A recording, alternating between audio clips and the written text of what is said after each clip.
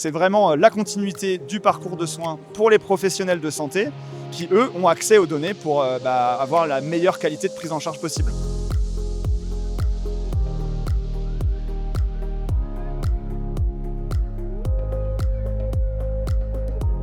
Bonjour l'œil de la e-santé, donc je suis Pierre Dubreuil, directeur de projet à la délégation au numérique en santé et je m'occupe du partage de données dans le catalogue de services de mon espace santé.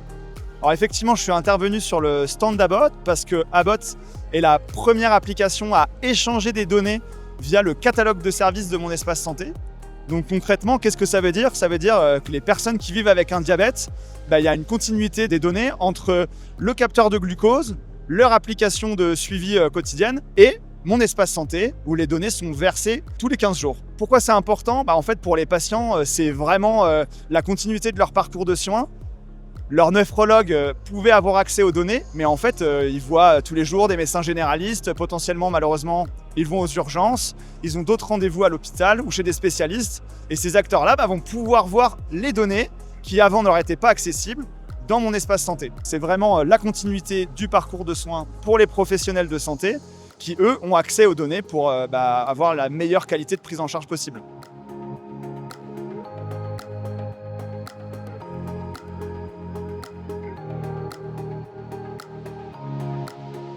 Pour intégrer une technologie comme l'app Abbott dans mon espace santé, donc il y a un référentiel qui existe, qui est publié, et donc ça demande à l'éditeur de venir montrer patte blanche sur des sujets d'interopérabilité, de sécurité, d'éthique du service, de respect du RGPD, pour s'assurer que les utilisateurs, quand ils donnent accès à leurs données dans Abbott, tout ça est respectueux du cadre qu'on a mis en France. Donc concrètement, ça se place sur une plateforme de l'État qui est la plateforme Convergence. Ça demande un temps d'instruction pour l'éditeur, ça demande un temps d'analyse pour les pouvoirs publics. Et à la fin, on a une commission indépendante avec des représentants des patients, des professionnels de santé, des experts du secteur qui va statuer sur oui ou non, est-ce qu'il y a un intérêt et est-ce que oui ou non, on va pouvoir faire des échanges de données dans le catalogue de services.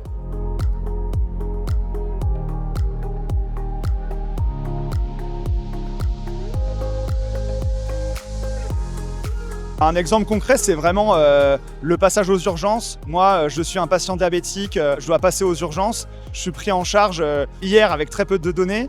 Et aujourd'hui, avec cette interopérabilité, finalement, l'urgentiste qui me prend en charge voit qu'il y a un rapport AGP dans mon dossier. Donc il sait que je suis diabétique. 2, il connaît les principaux indicateurs et peut-être ça va être des indications précieuses pour sa prise en charge.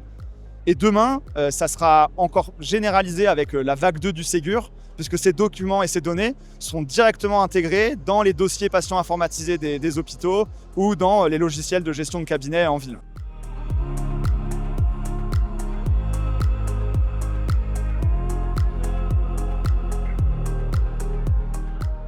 L'avenir dans mon espace santé, c'est vraiment que ce soit le hub de toutes les données des patients.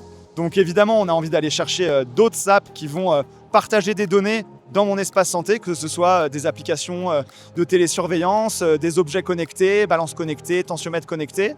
Et puis à l'inverse, aussi d'ouvrir dans l'autre sens en disant peut-être qu'il y a des applications pour la préparation d'un rendez-vous ou pour faire de la prévention personnalisée qui ont besoin du dernier CR de biologie qui est disponible dans mon espace santé.